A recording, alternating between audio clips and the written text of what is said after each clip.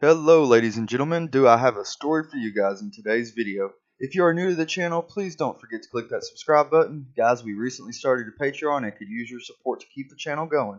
To become a Patreon, head on over to www.patreon.com/thetrutherfiles.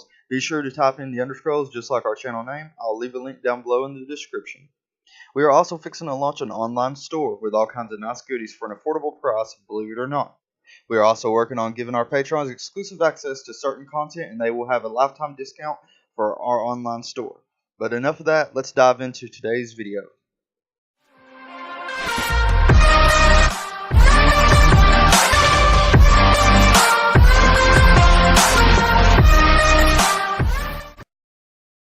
This one hit home for me as me and my family went into our local Walmart on April 23rd, 2018.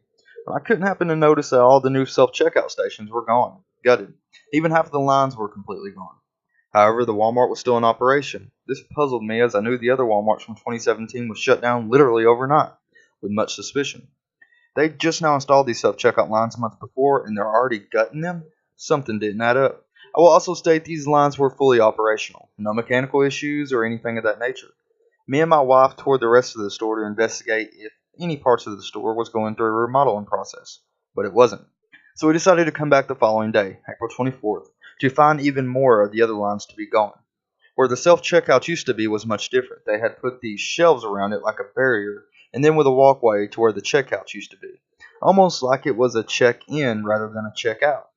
I began to put more pieces of the puzzle together, and research as a whole, trying not to jump to any conclusions when I had thought of something that had literally made the hair on the back of my neck stand up. I had asked one of the workers earlier what was going on, when they stated something along the lines of Walmart was becoming a self-checkout only, or with minimal manual lines. Not only will this push the workers out of Walmart and millions will lose jobs, but I began to think of something much more sinister.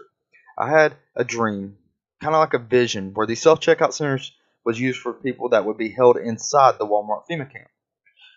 They would be made to get the mark or the implant, and then the self-checkout would be work as a way for them to get their daily rations, food, water, and a mandatory check-in. This doesn't sound too far-fetched to me at all, and in fact, I might have hit a home run with this one.